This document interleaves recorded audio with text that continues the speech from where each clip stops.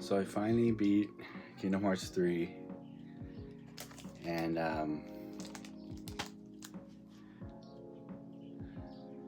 it's a little bit of a bittersweet feeling, especially since it's been around 8 years since this game came out. And while I did play this when it first released, I played it for a few months. That was also the month that my son was born, so I didn't really get to focus on it and give it the attention it deserved. Like, I was skipping cutscenes a lot, and I was very lost. So this also happens to be the very first game I beat this year in 2026. I have yet to even create a list of games that I want to play.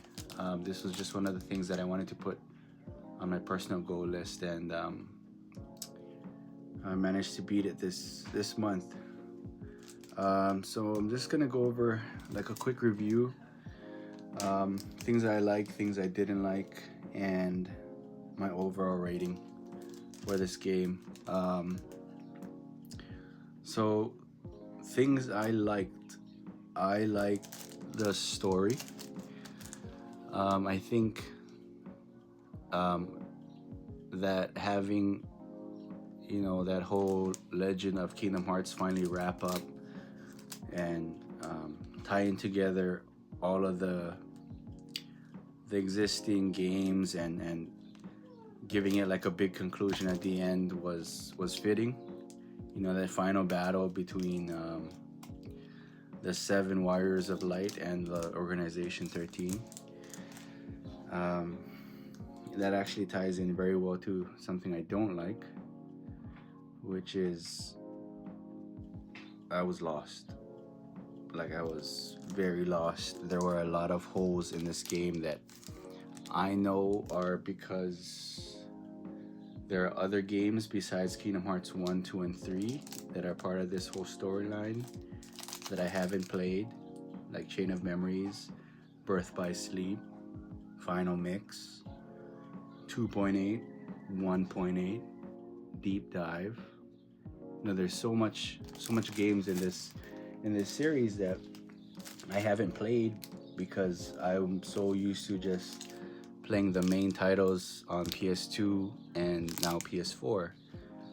And while I do think it's cool to have all of those, fill in the missing pieces type of games, I think it kind of takes away from fans who don't have those consoles and who can't play them, or maybe they don't like playing on the PSP or the Nintendo DS or those other side games. And if you haven't played a DS, you don't really know who the characters are, like Namine.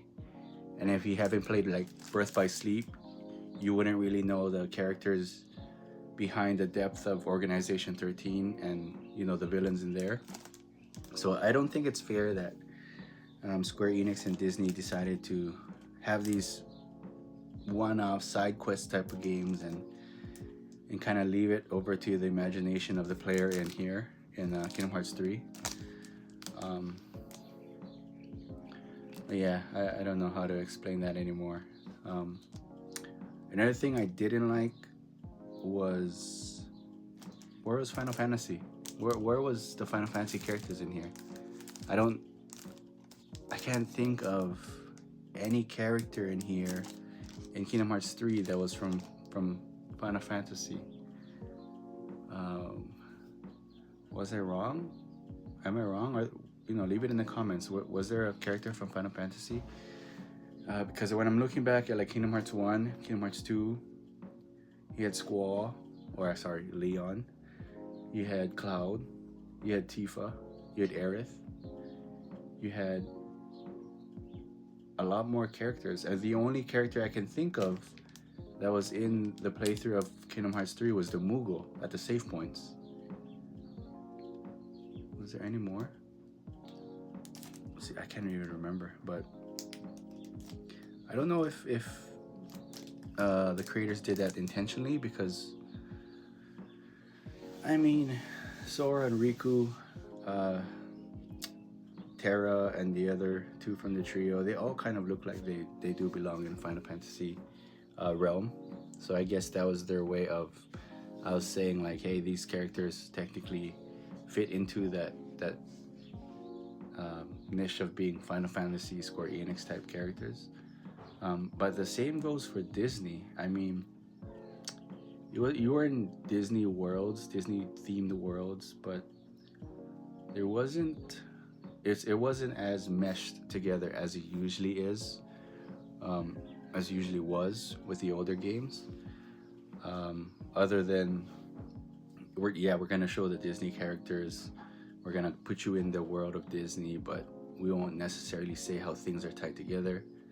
We're gonna pop in Maleficent and then Pete like a few every other hour and just say that they're looking for something. And it wasn't like the origin story of Kingdom Hearts, the original, where each Disney princess was part of a bigger plan, including Kairi. And I just felt like they fell a little bit short in terms of meshing the two games together. But I mean, I am a Kingdom Hearts fan through and through. As much as I didn't like some of those things, I love the game altogether. And I would still rate it a solid 4 out of 5, mainly because of my bias towards the franchise. And I'm very excited for Kingdom Hearts 4. I hope I'm gonna be alive for the release of that. I felt like Kingdom Hearts 3 was long awaited, and maybe it felt a little bit disappointing that I wasn't as satisfied as I thought I would be. But yeah, that was my first game for the year, so I can't really compare it to anything else. Now, if I was to compare it to, say, Kingdom Hearts 2, it didn't stand a chance. I mean, Kingdom Hearts 2, for me, in my opinion, is still the best Kingdom Hearts game ever made. Possibly even one of the best PS2 games ever made. I'll probably go into depth in another video on why I love that better, but I mean, just at the top of my head, you know, everything in Kingdom Hearts 2 was a masterpiece. And it's one of those games where it's so unforgettable that it really tied into why I love playing video games in general. I was in the 8th grade. This is not even my copy, actually. I borrowed this from a classmate, and I kept putting it off that I was going to return it until summer vacation came. And they're just like, oh, just keep it. So I kept it. I got this for free. So thanks for that. And yeah, I'm excited to see what Kingdom Hearts 4 is like, hopefully before I'm 50 years old. And I'm excited to see what my next game I'm gonna try and beat this year is. I'm a bit torn. I'm looking at my PS1 right now, and I might take one of the Final Fantasies out and try that instead, just because I was seeing how much I missed the Final Fantasy characters. But yeah, also don't mind my room.